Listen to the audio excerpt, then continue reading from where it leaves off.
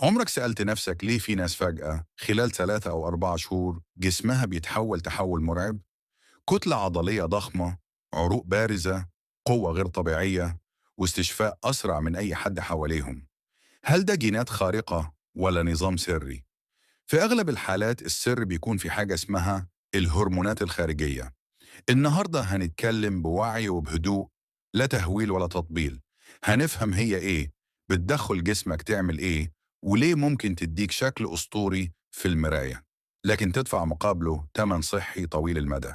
جسمك الطبيعي شغال بنظام دقيق جدا اسمه النظام الهرموني.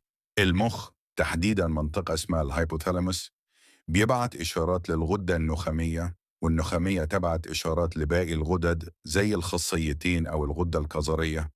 السلسلة دي اسمها محور هرموني. مثال مهم جدا، محور ال HPTA المسؤول عن إنتاج التستوستيرون. لما مستوى التستوستيرون يعلى طبيعيا، المخ يقلل الإشارة.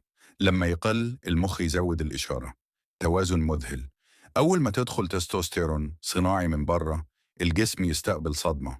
مستوى الهرمون في الدم يعلى فجأة، أعلى من الطبيعي. المخ يترجم ده إنه في فائض، فيوقف الإشارة. الغدة النخامية تقلل إفراز LH و FSH، والخصيتين تبدأ تنكمش في النشاط. مع الوقت الإنتاج الطبيعي يقل جدا أو يقف.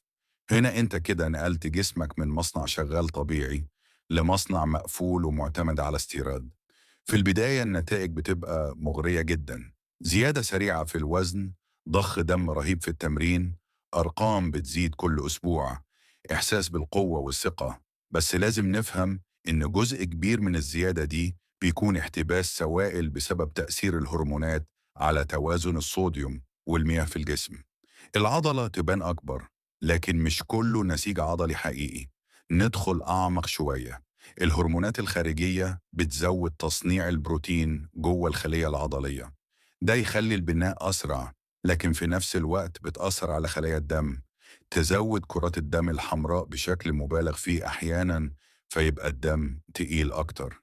الدم التقيل ده مع ارتفاع ضغط الدم بيزود خطر الجلطات.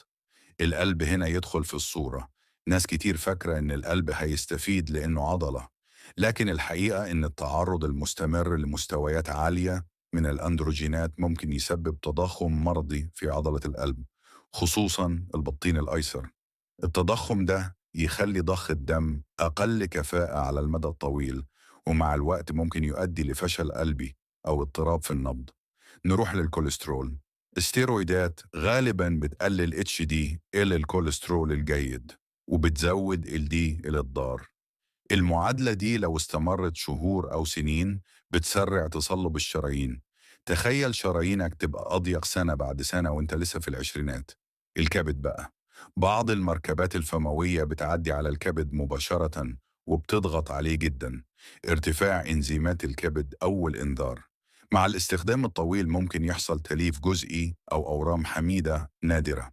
الكلى كمان بتتأثر، خصوصا مع البروتين العالي وضغط الدم المرتفع.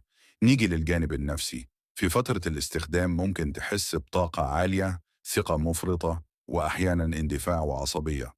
بعد التوقف يحصل العكس: هبوط في التستوستيرون الطبيعي، مزاج منخفض، فقدان دافع، اكتئاب، وأحيانا قلق شديد، لأن جسمك لسه مش عارف يرجع ينتج طبيعي.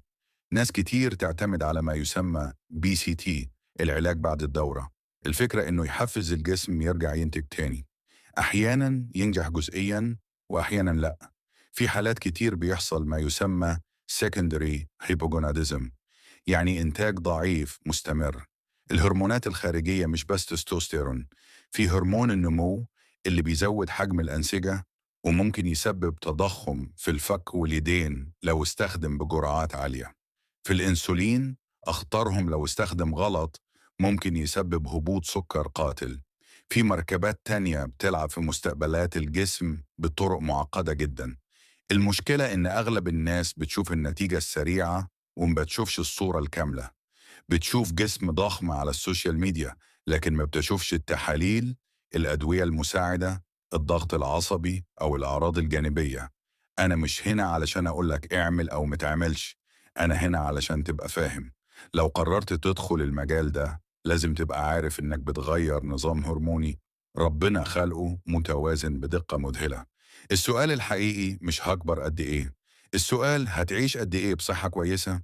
الطريق الطبيعي أبطأ، لكن نتائجه مستقرة وما فيهوش تقلبات عنيفة. نوم منتظم، أكل مظبوط، تمرين تدريجي، صبر. جسمك عنده قدرة مذهلة إنه يتطور من غير ما تدخل في دوامة صعب تخرج منها. في الآخر القرار قرارك، بس قبل ما تاخده افهم اللعبة كاملة، لأن القوة الحقيقية مش في أسرع نتيجة، القوة في إنك تحافظ على جسمك سنين طويلة. ولو حابب محتوى علمي صريح من غير تلميع، اشترك في القناة واكتب لي تحب نتكلم عن أنهي هرمون بالتفصيل في الفيديو الجاي.